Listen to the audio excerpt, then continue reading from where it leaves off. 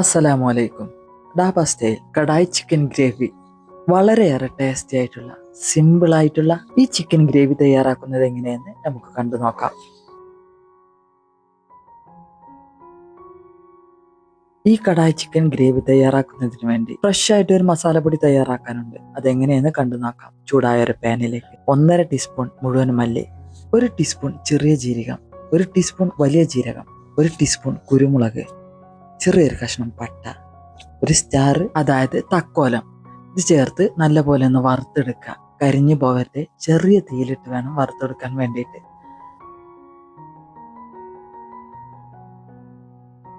ഇതിൽ നിന്ന് നല്ലപോലെ മണം വന്നു കഴിഞ്ഞാൽ നമുക്കിതിലേക്കായിട്ട് നല്ല ചുമന്ന വറ്റൽമുളക് ചേർത്ത് കൊടുക്കണം.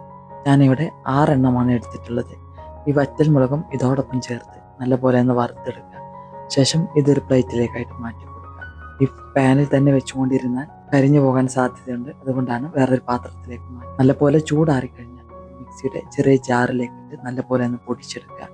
ഈ മസാലപ്പൊടിയാണ് ഈ കടായി ചിക്കൻ കറിയെ മറ്റുള്ള ചിക്കൻ കറികളിൽ നിന്നും വ്യത്യസ്തമായി മാറ്റി നിർത്തുന്നത്. ഇനി നമുക്ക് കറി തയ്യാറാക്കാം. ഇനി ഒരു കടായിലേക്കായിട്ട് 1.5 ടേബിൾ സ്പൂൺ നെയ്യ് ഒഴിച്ചു കൊടുക്കുക.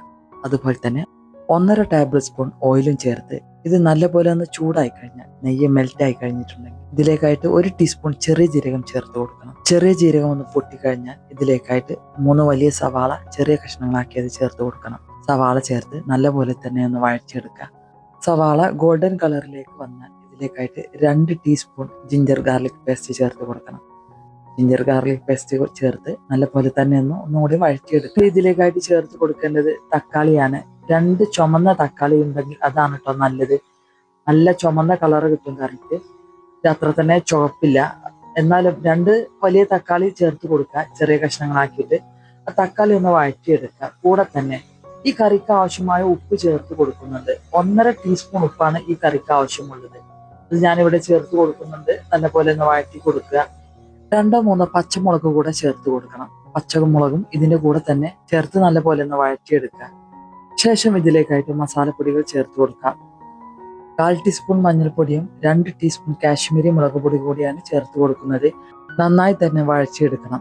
ഈ മസാലപ്പൊടിയുടെ കുത്തൽ മണക്കം വന്ന് മാറിക്കഴിഞ്ഞാൽ ഇതിലേക്കായിട്ട് 2 തക്കാളി ഒട്ടും വെള്ളം ചേർക്കാതെ മിക്സിയുടെ ജാറിൽ എടുത്ത് അടിച്ചെടുത്തതാണ് തക്കാളി പ്യൂരി.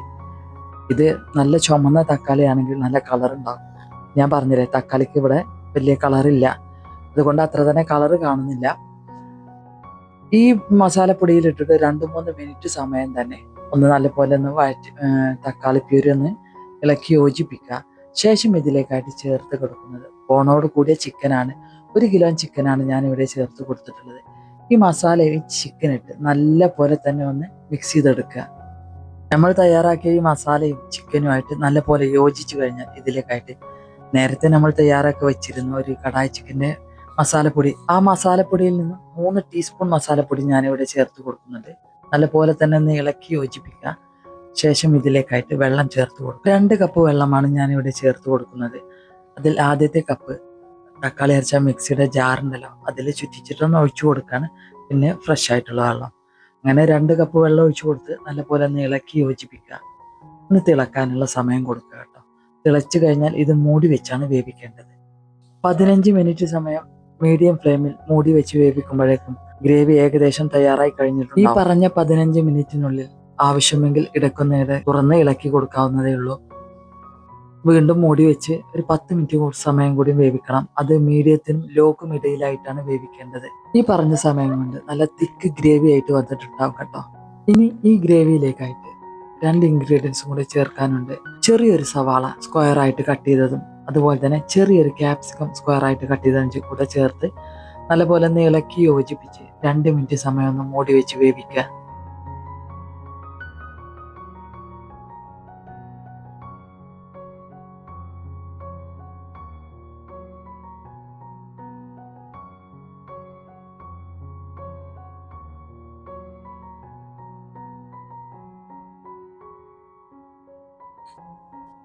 ഇപ്പോൾ കറി പാകമായി. ഇനി കറിയുടെ മുകളിലായിട്ട് 1 ടീസ്പൂൺ ഫ്രഷ് കസൂരി മേത്തി ഉണ്ടെങ്കിൽ അതാണ് ഏറ്റവും നല്ലത്. ഇത് ഉണങ്ങിയതാണ്.